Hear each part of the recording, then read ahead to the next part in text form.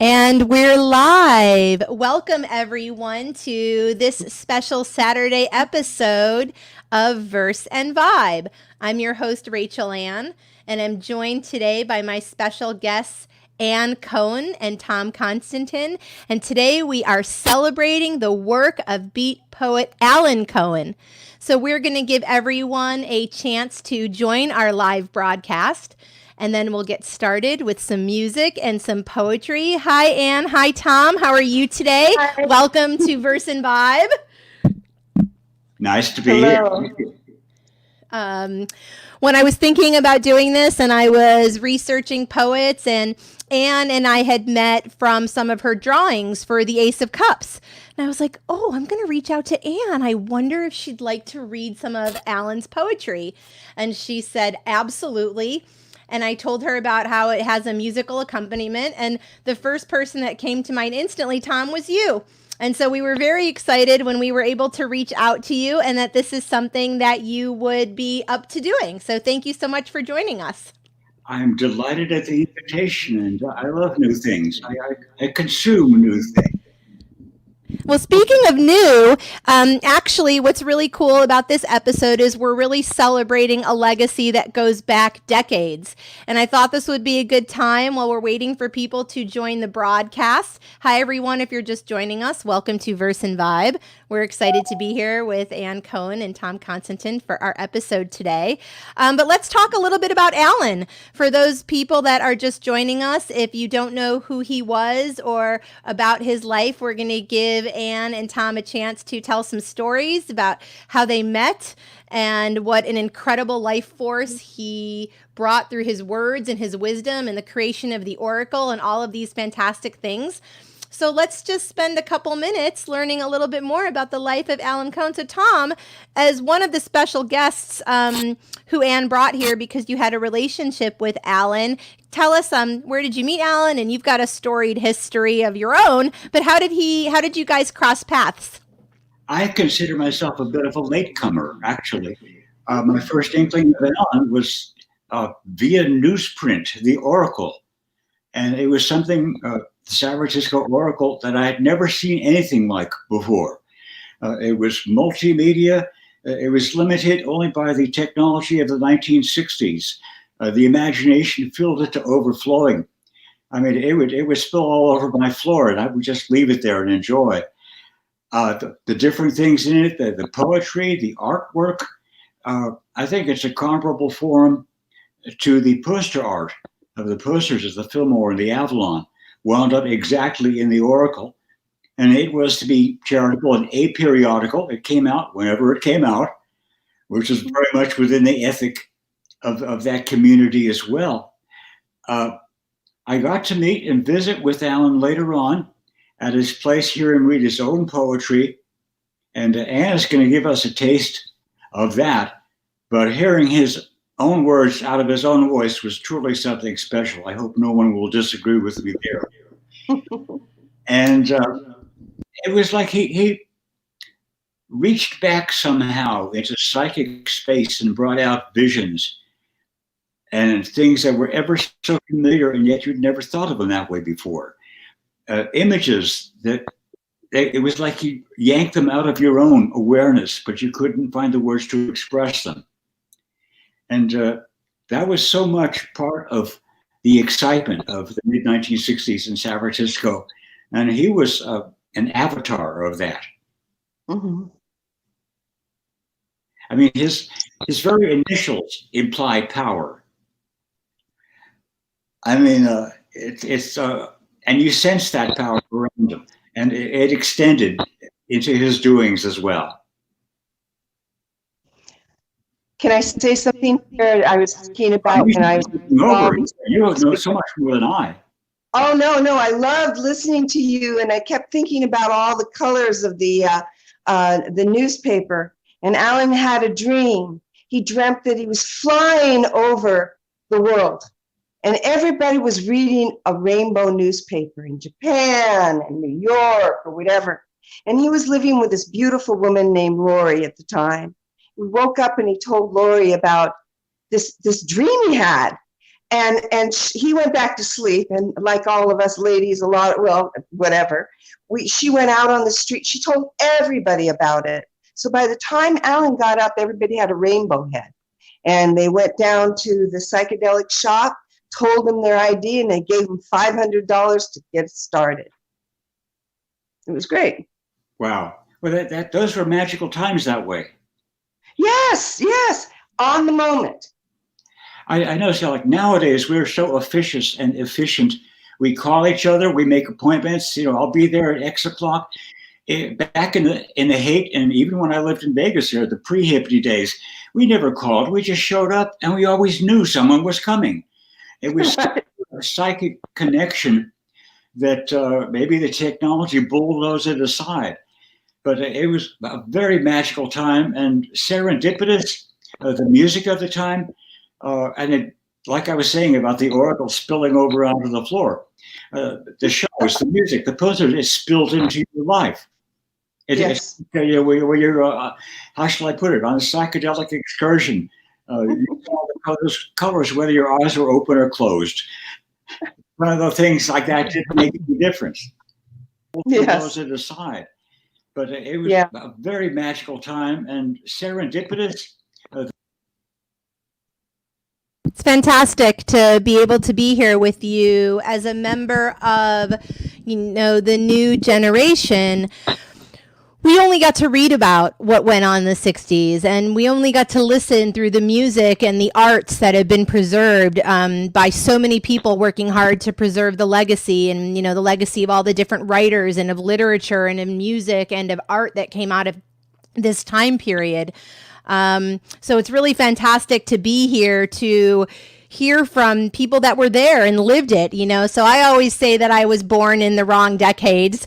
I feel like the 60s were right up my alley, and the early 70s. And sometimes I feel a little out of place here in the current time, which I know a lot of my friends do, because we want to bring back those values. And sometimes I think about what it must be like for you to see, I don't want to say how not far we've come, but I feel like if you look at the world today, all of the activism, all of the messaging, all of the things that everyone was fighting so hard for back then, we're still fighting for today. So I want to apologize that we haven't figured it out yet, because I think you guys got us so close. And we're just working our way through it, Tom. I promise we're on the way. We can't figure it out, but we're close. So Ann, tell us a little bit about your background and how Allen came into your life and all of the amazing memories that you have and drawings. And that would be great to share. You really want to know how I met Allen? Not unless you want to tell. I have a feeling it's probably a fantastic story. It actually is. I had a preschool for 2.5 years, and we were a community. We used to have potluck. We used to have campouts, and I used to play musicals for the children. Great fun. We had the best band. Well, one of my moms, her name was Molly, and she had 2 girls that came to my school. And Molly was Mormon, and she never dated anybody. She just was dedicated. She was a librarian, dedicated to her life and the children. And she ended up meeting somebody through her church, and she was so happy, but they broke up. She called me, and she'd taken pills. And she said, I should never have done that. So I ran her to the hospital. And at the same time, Allen's best friend, Steve, he had been married to his wife for 20 years. He called Allen and said, Allen, I took whatever he took. He says, I shouldn't have done it. Allen took him to hospital. He had to take him in a taxi because Allen never drove a day in his life. Anyway, Molly and Steve met in the psych ward of Kaiser Hospital, and they fell in love, and they introduced Allen and I, and that's how I met Allen. I met him at a blind date. They set up a blind date at the Noe Valley Ministry. So that's how I met him, because I had a school, and I was in my school with my children, very happy. And then this happened. You never know when there's change. On that moment, you just kind of go with it. But I want to show you the first oracle. And you can see that it was in black and white. Can you see it there? Yeah. Perfect. That's perfect in the center. It's very different than what you saw later, because these kids all our friends and the street people, they didn't know what they were doing. They just wanted to get it together. So they collaborated together, and they went to Howard Queen's printing press.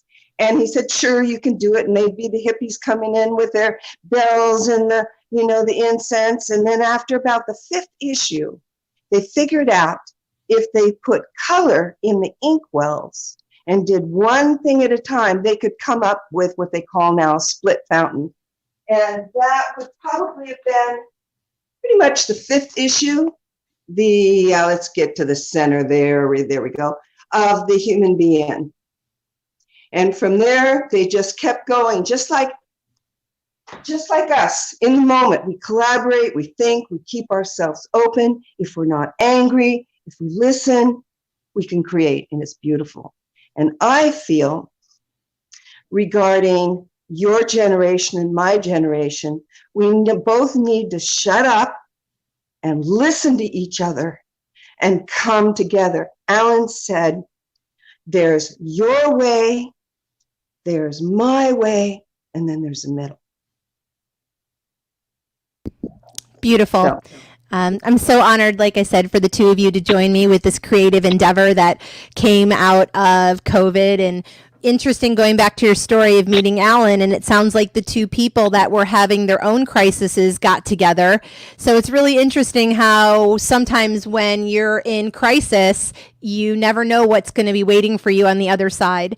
And speaking of the crisis that we're currently living under, every episode, I like to take a moment of gratitude where we will create this big, beautiful light inside of ourselves together that we beam out to all of the healthcare workers and all of the supermarket workers and the delivery drivers and all of the people that maybe aren't as fortunate as us to be able to stay home and really stay safe. I saw something interesting on Facebook that really resonated with me, where it talked about how we might all be, we're not all in the same boat. We're all in the same ocean, but we're all not in the same boat.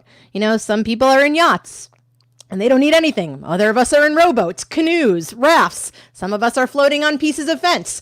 So I think it's important to acknowledge that while we are all in this together, let's take a moment for the people who really don't maybe have it as easy as the rest of us. So go ahead, and if you'd all at home, close your eyes with me and pretend inside of you and your heart is this big, beautiful, beaming white light. And just let it sit there and let it build and let it beam and let it grow. And as it grows until it gets to that point where it's outgrowing you, imagine this light leaving your body and shining from the ends of the earth all the way around to everyone, through everyone. And together, let's just beam this big, beautiful, healing light of love out to all of the healthcare workers. We're with you. The supermarket workers were with you. The delivery drivers were with you. The people working out to save the homeless were with you. We are all with you.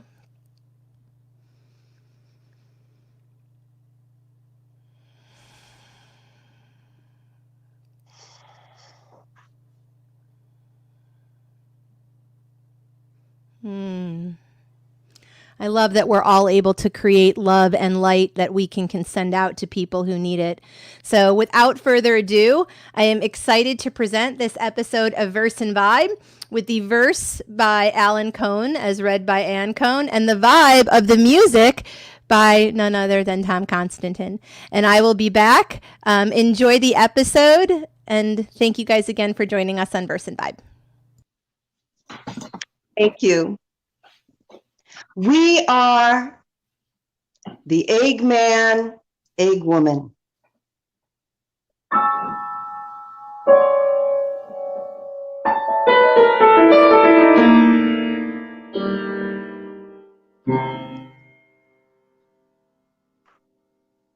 In the dead of the winter, when I was about 13, I sleighed down the snowy hills of Alley Pond Park in Bayside, Queens, with my black American Flyer.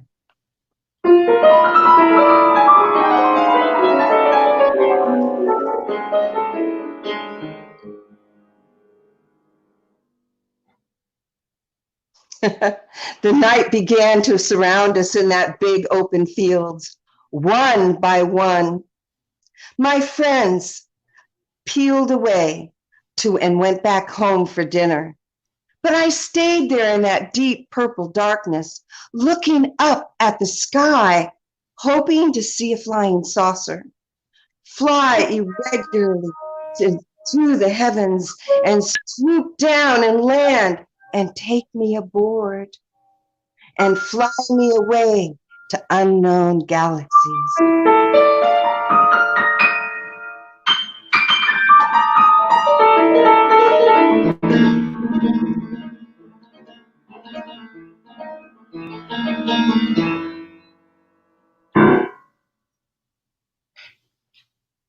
My neck was swung back, parallel to the ground, and I stared and stared at the spaces between the stars. When I fixed my eyes on a star, it would begin to move and swing wildly through the path of its brethren suns. But they never landed, and I knew against hope that swaying of the stars was an illusion of the moment.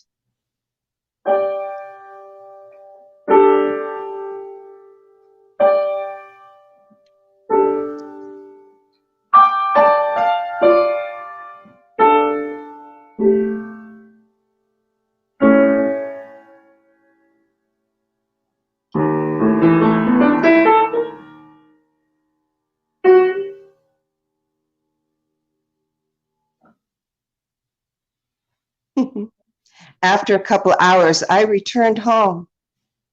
And I read more about the twilight lights, the twirling lights over Washington, D.C., and the airport, and the meetings with the earth-saving, peace-loving spacemen.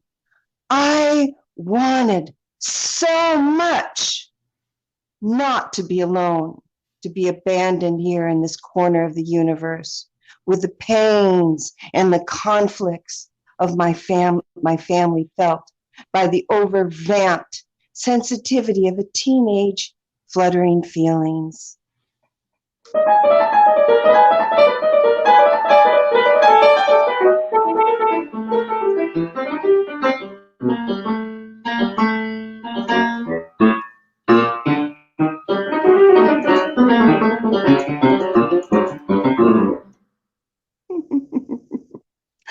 Now, the space fantasies are everywhere on TV and movies. They haunt people's dreams.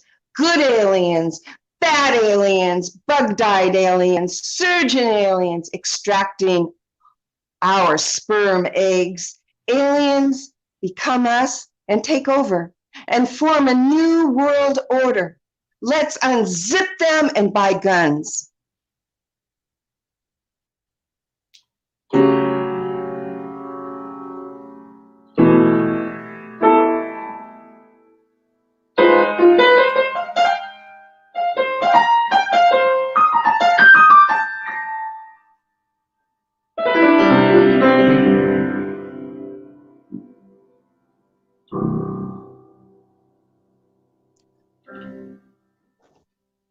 Carl Sagan said, "There's billions of galaxies with billions of suns and billions of planets spinning around them. There must be life somewhere trying to communicate across the shiny, dark silence."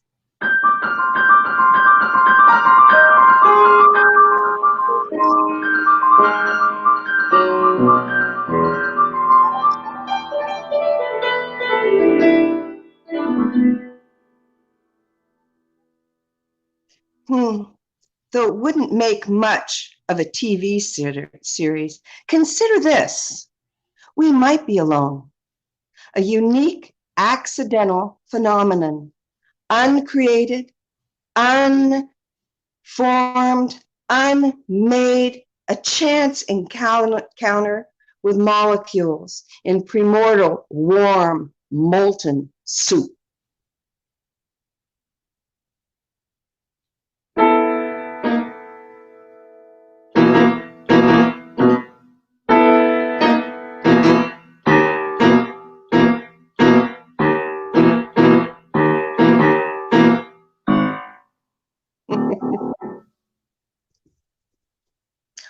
Or an evolving flower of some metric simple protein accidentally formed somewhere else.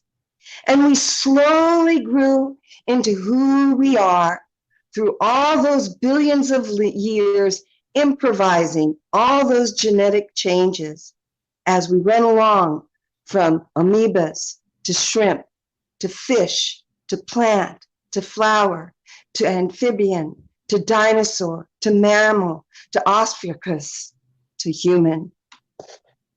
To us today, with an awareness that wishes it weren't alone in this darkness.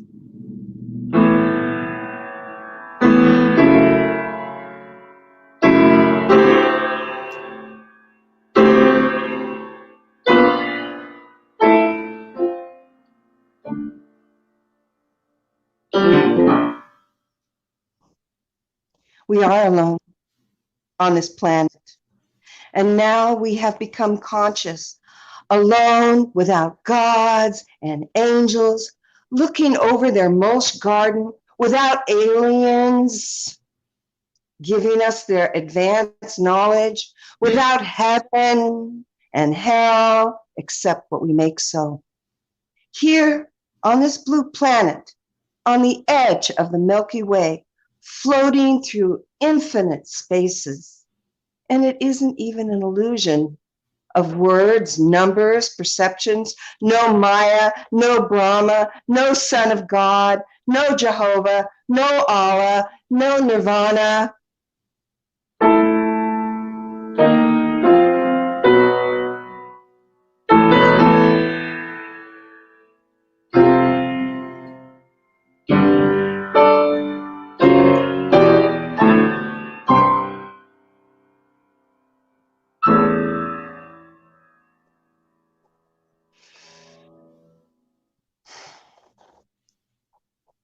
Here we are alone in the universe of our own, our evolved flowering minds. And we're left here with the need to maintain the garden. It's human responsibility to create the soul, an angel within.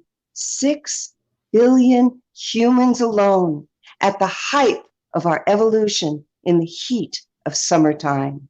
We are the garden and the gardeners. We are the soil and the flowers. We are the bees and the honeybees.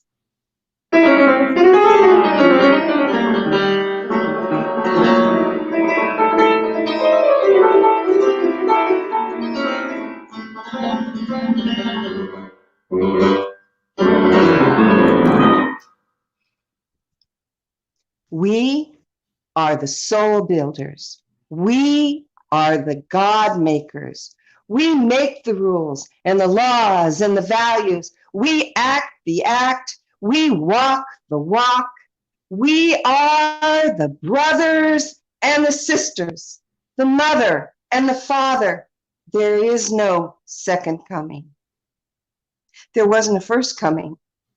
We give pleasure. We cause pain. We are kind and we are cruel.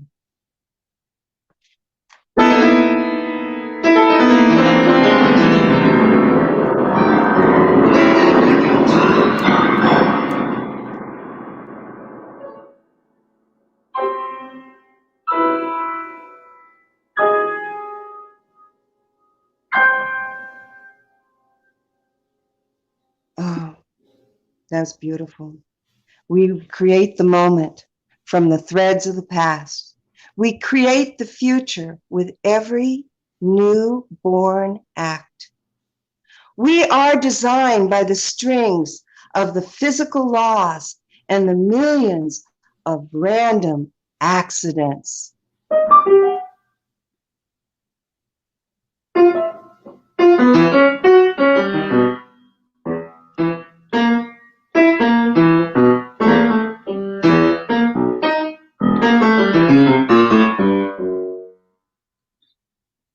Oh, I really wish you'd keep on going, Tom. Just a little bit more, sweet guy. Please,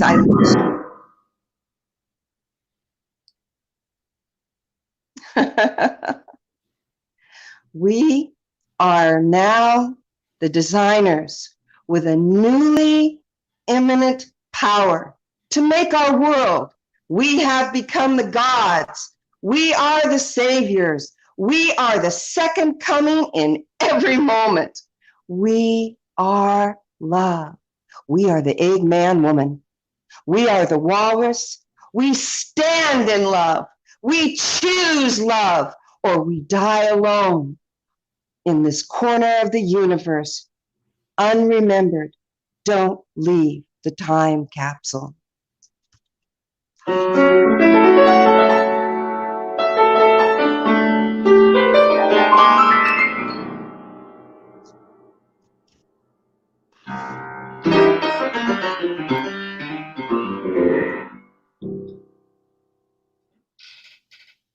I'm going to do that one more time, man. I got to tell you, I'm going to do that last section, that created moment.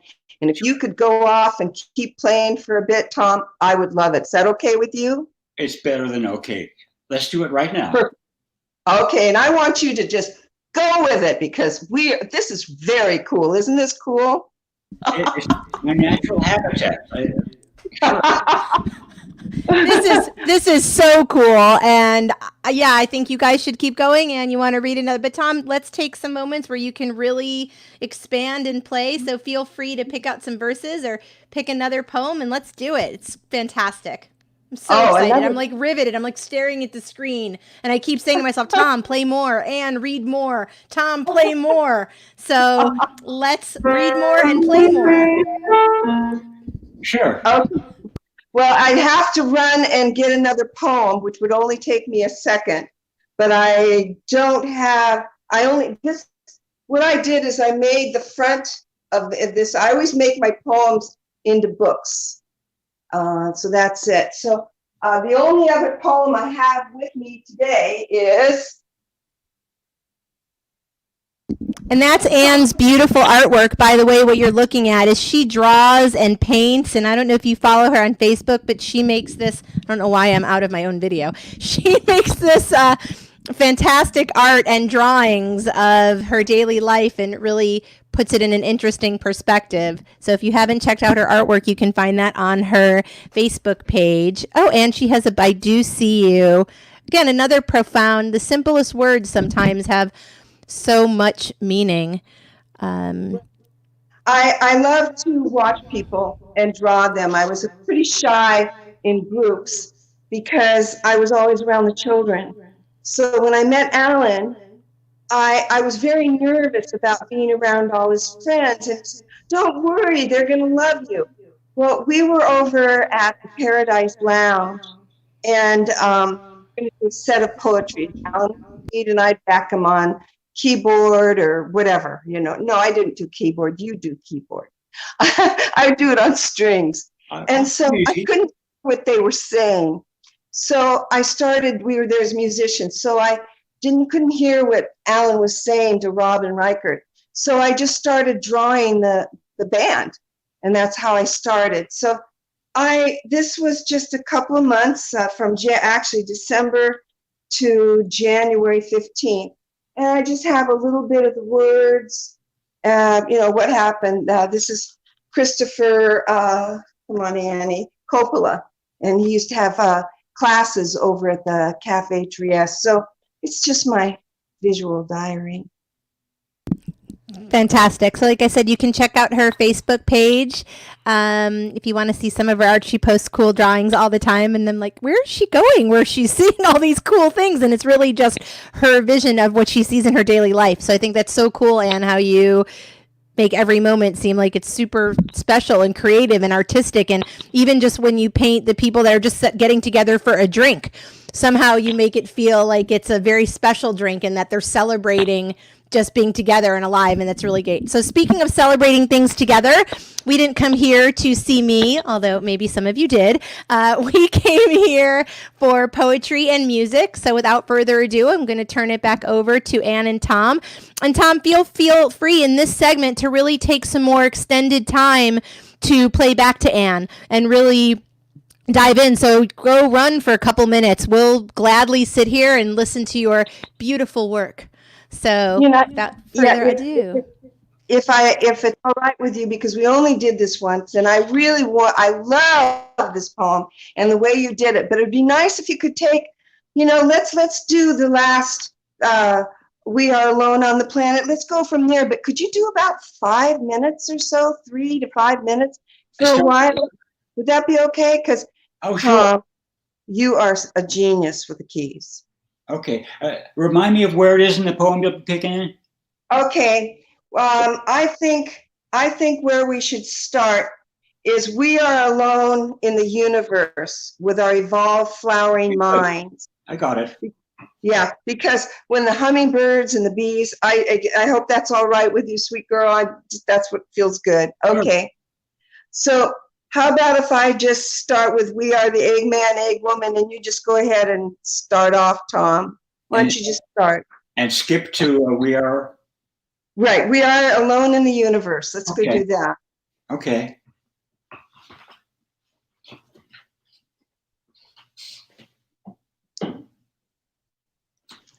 We are alone in the universe with our evolved flowering minds.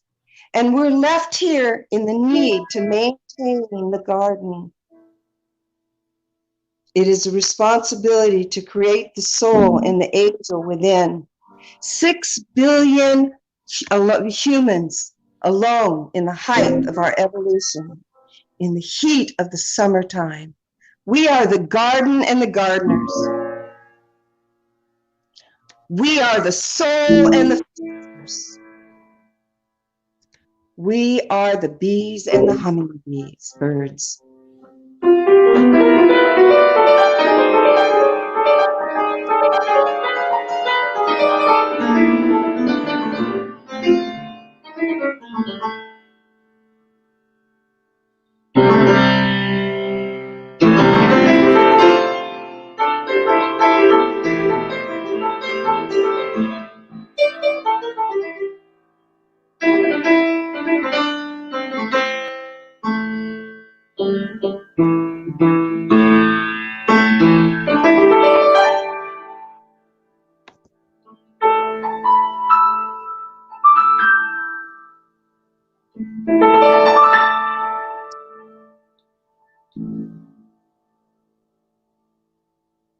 We are the soul builders. We are the God makers. We make the rules and the laws and the values. We act.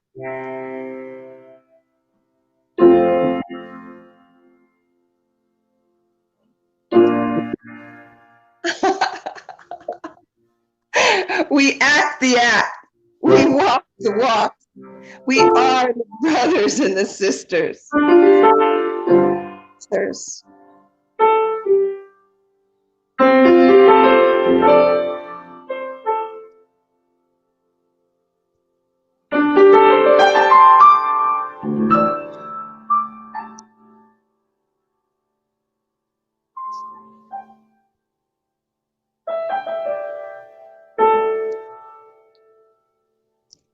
There was no second coming. There wasn't a first coming. We pleasure.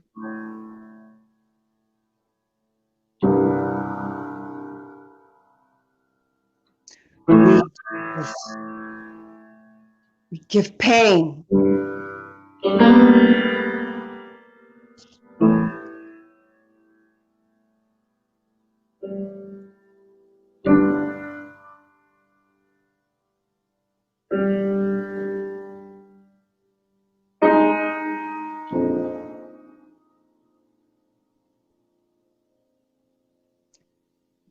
We are kind and we are cruel.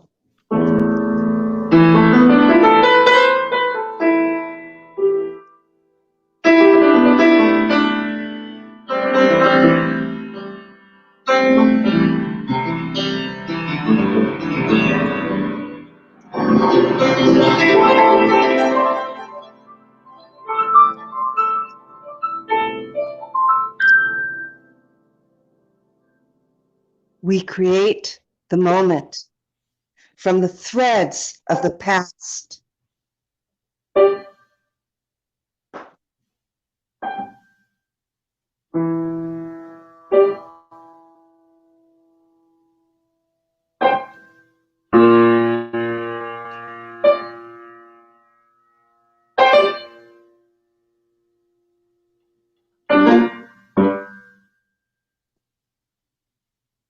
We create the future with every new born act.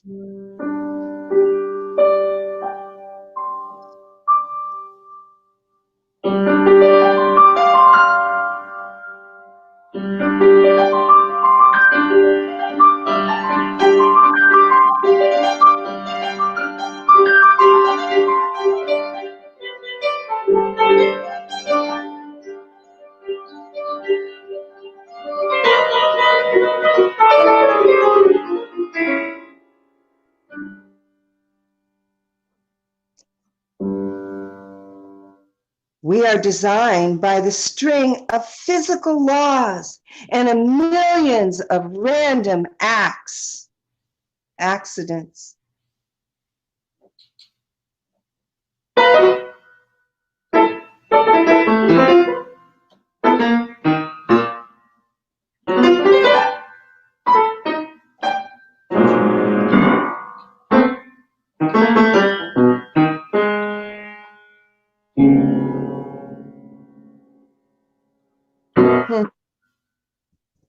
But now we are the designers with a newly eminent power to make our world.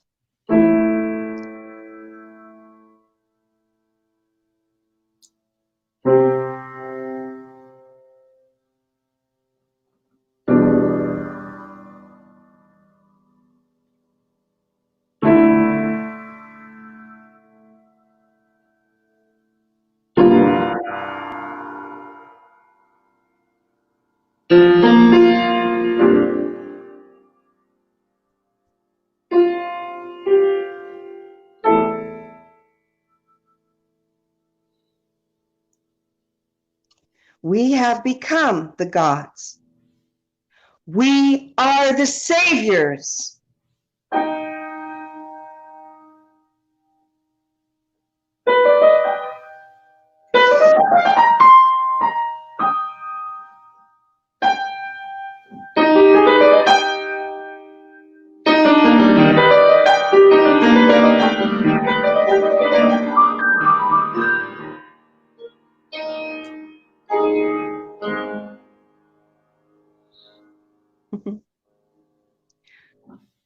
We are the second coming in every moment.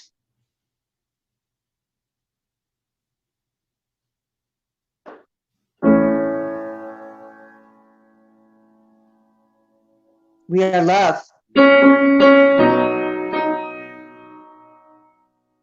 We are Eggman, Egg.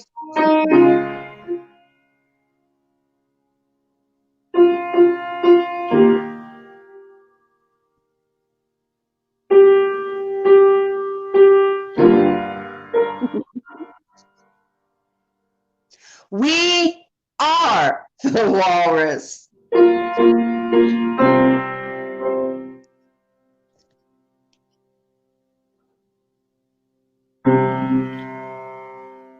We stand in love.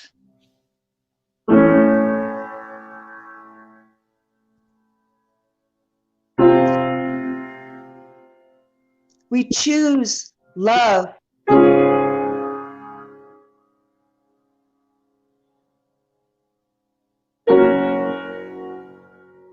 Or we die here alone.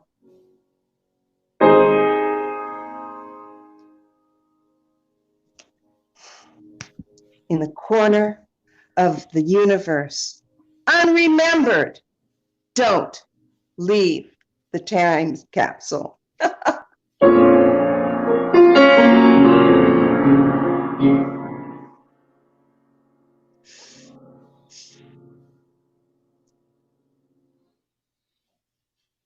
Hey, Tom, that was really fun. There was so much to find there. Yeah, I think that if we had even done it every, couple of sentences, I think that that would be great. I'm looking over at Alan's bookshelf. I have all his books, and I'm wondering if I can find his book of poetry really quick. This was really fun jamming with you. I think she's coming back on. Here she is. Hi. Hi. We have a request from Lonnie about a poem that Alan wrote for Tom's baby. Oh my goodness. The problem is that I can't read the poem from here. Let me. Another episode. So we have about 40 minutes left together, and of course, we like to have our sing along, which Tom has prepared. So we'll do that at the end of the episode. Right. But I would love for you guys to. So Anne, if you were going to find another reading, or we could just pick a poem. And Tom, would you like to play a little bit for us while Anne is finding a poem? Well, Like that? I have about a selection of 3-minute pieces, which I picked mainly because they're so gosh darn pretty. And I'm sure. How about I spread up one of those and run through it now? Yes, that sounds fantastic. Well, yeah, we'll see how fantastic it sounds. Again, Second of 3 Argentine dances by Alberto Ginastera, Danza de la Moza Tonosa, Dance of the Young Queen.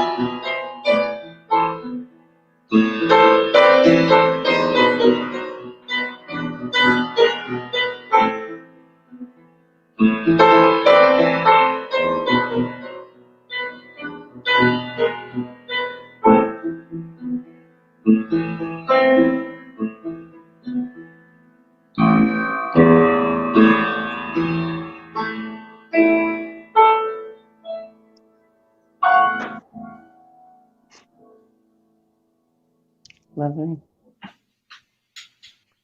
Oh, wonderful. That was great. What a treat. what a treat! I just What got out a of here. treat! Yay! I'm so excited. When I created this art space of verse and vibe, what I envisioned was for it to play out exactly like this, with different episodes and different vibe, and artists and narrators creating awesome things together in the moment, and it's really beautiful. So I'm glad to have you guys back. So we're going to do a second reading with Ann and Tom. And like I said, in this case, let's extend the musical part of the conversation, Tom. So feel free to run wild with your keys. Uh-oh. Maybe I shouldn't say that to someone who was in the Grateful Dead, because I don't know how wild that could get. But feel free to run free. Those are different keys. In some different. I love your keys. Do you remember when you came to our party and you played my blues piano when we had our big party? That was great fun. Those were great times. I mean, Yes, it was. Magical visits, everyone. Yes. I'm going to read from Allen's Book of Hats. Allen used to work at the Slock Shop on Grant Avenue in San Francisco, right around where I've got my place. And so people would come in and just leave a little story. And after a while, Allen realized he had a book. So I'm going to read The Boxer. And you know how we did it? How I would read a little bit and then you just kind of do it? Let's just do that. I think you're going to like this, okay? Okay, give me a nod and I'll jump in. All right. The Boxer, a short, lean, gray-haired man about 60, flashes a sweet smile as he enters one late afternoon.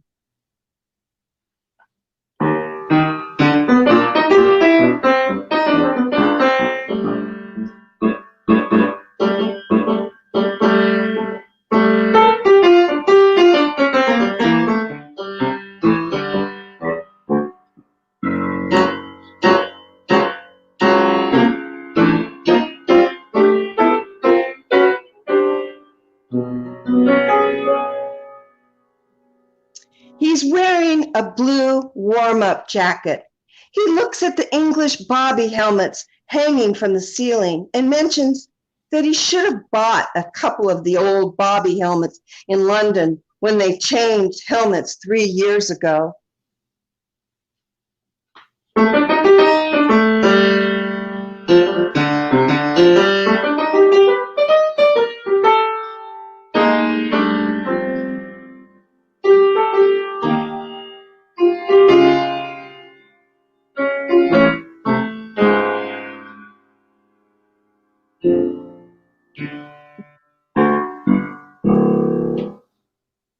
I come to Frisco every 3 years, and I go to City Lights and Cafe Trieste, and I think I'm talking with all the new artists and writers.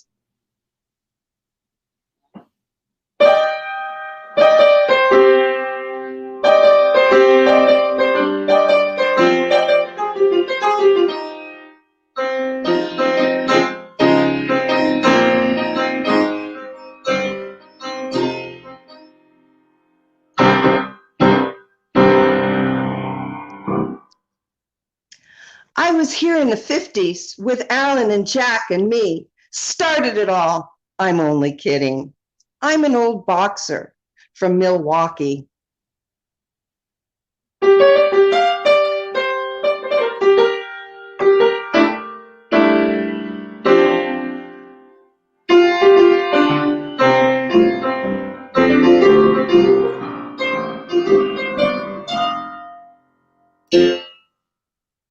You can tell a boxer by the way he walks.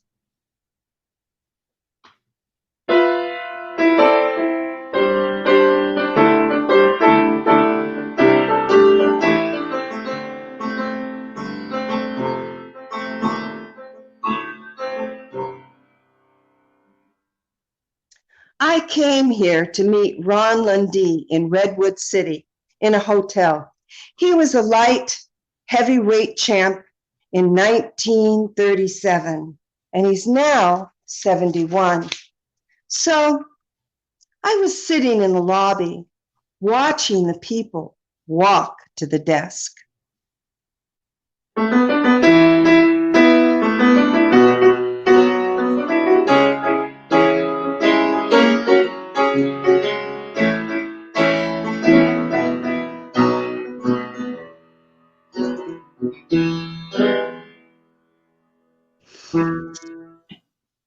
But when he came in, I knew it was Ron. He had this bounce like a ball bearing that was inside him.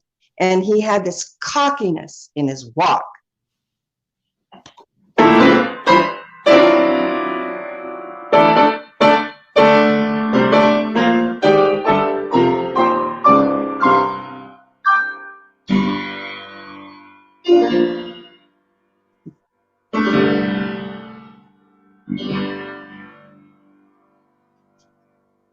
You see, there's two things you never know about a fighter when he comes into the ring: his punch and his heart.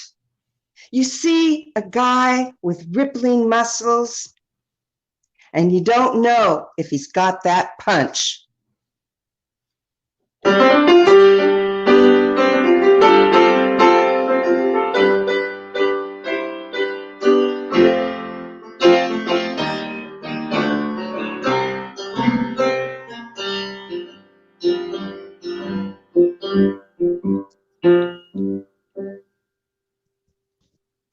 The punch comes from the right foot, right from the sole of the right foot. You can feel it come through. Whoosh!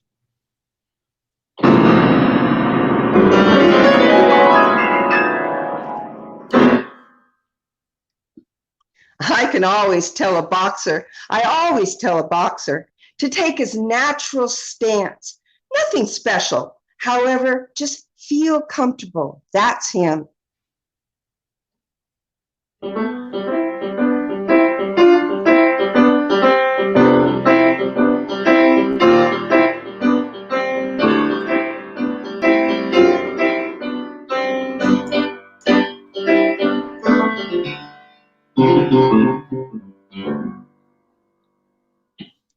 Before a fight, the boxer weighs in at noon. What do you think a fighter eats then? Not steak.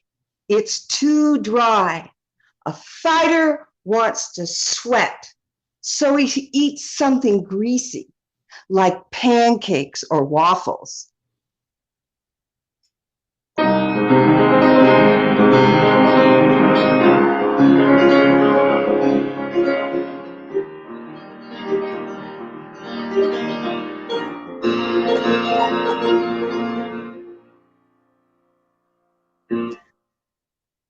A good fighter has to sweat, be shiny with sweat in the ring.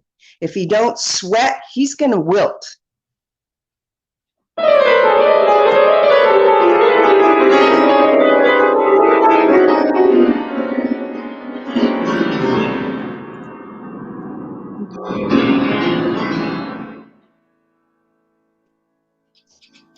I show him the old leather boxer helmets on the dummy's head, hanging from the ceiling, and he remarks, "I don't like my boxers to wear helmets. It makes them feel safe and takes away from their peripheral vision."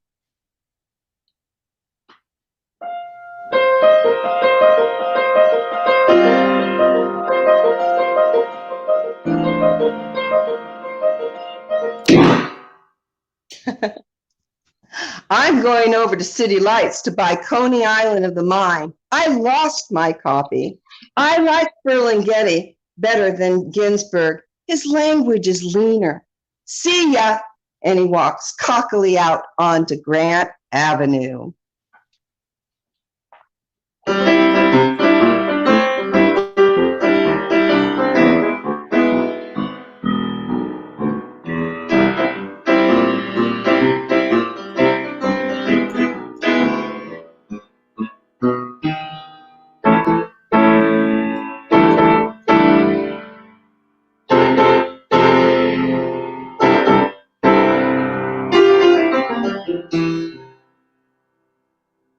There we go. Did you like that one? Lovely. Yes, I felt punches.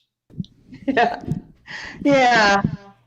Absolutely lovely. Thank you so much for coming along and trying out this new way to stay connected. I know that this has been done a lot over time in person. Wavy Gravy actually was on the road with some jazz musicians and would read poetry with jazz musicians. And it's been, back in the beat movement, there was a lot of musical accompaniment.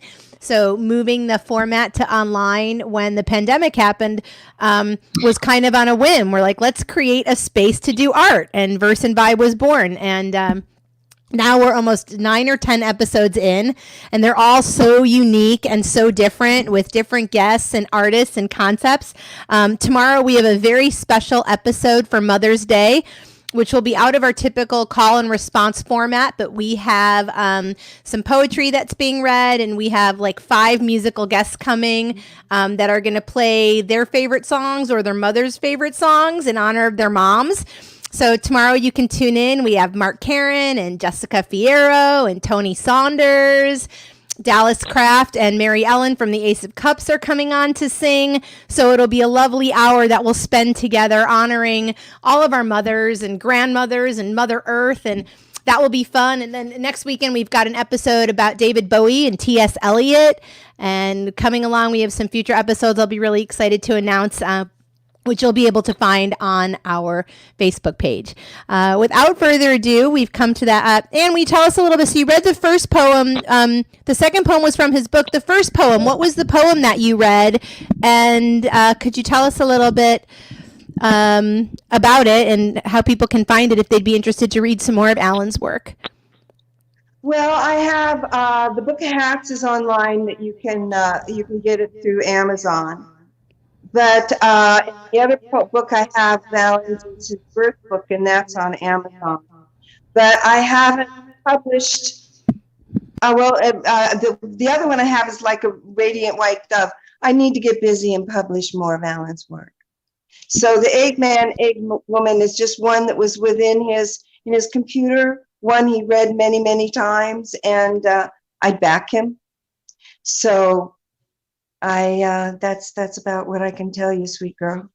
Yeah, that was so fantastic. So again, thank you so much for tuning into Verse and Vibe. Remember to be kind and love each other, and especially in this moment, find time to be kind to yourself. It's a unique time for all of us to be figuring out what to do and how to pivot in our lives, and what does all this mean for the bigger picture. So that can be overwhelming. So don't forget to love yourself as well. And whatever you're doing is the right thing. So whether you're doing nothing, that's the right thing. If you're conquering it, that's the right thing. But whatever you're doing is the right thing. And speaking of the right thing, while we have an incredibly accomplished musician, of course we're going to do a sing-along to end the show. So we're going to turn this over to Tom. Feel free to stick around and sing along with us, or you can sign off the broadcast whenever you're ready. But Ann and I are just going to kind of mute our mics, and we're going to turn this over to Tom, and he's going to tell us a little bit about the sing-along and what he has planned for us. Take it away, Tom. All right. Well, I'm ready to be taken away. I have a couple of tunes appropriate to the situation, I would think. I have the Beatles' In My Life, which, however, doesn't have a chorus. So for the sing-along, I have another tune called We'll Meet Again, which I hope is true for all of us. And it was a big hit in the year I was born, 1944.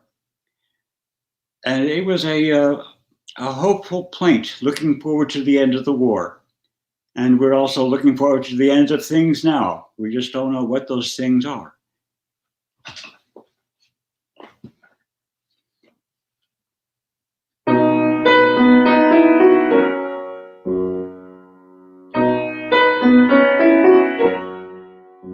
There are places I remember all my life. Some have changed, some forever, not for better. Some have gone, and some remain. All these places have their moments with lovers and friends that went before. Some are dead, and some are living. In my life, I love you more. With all these friends and lovers, there is no one compares with you, and these memories lose their meaning when I think of love as something new. Though I know I'll never lose affection for people and things that went before. Though I know I'll never stop and think about them in my life, I love you more.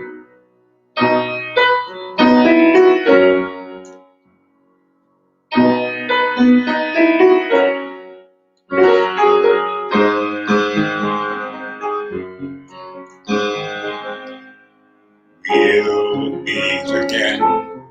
Don't know where, don't know when, but I know we'll meet again some sunny day.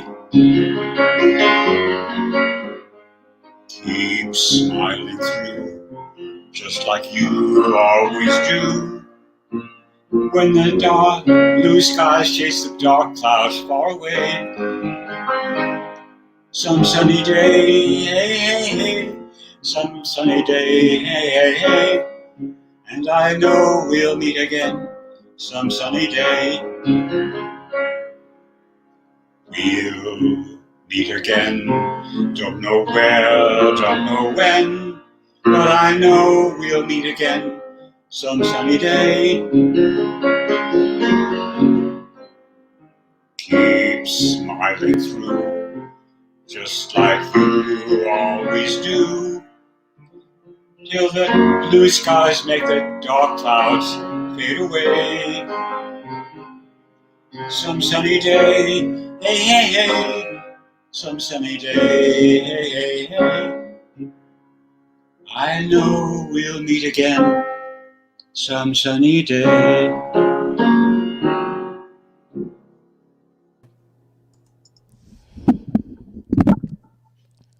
And I hope we do.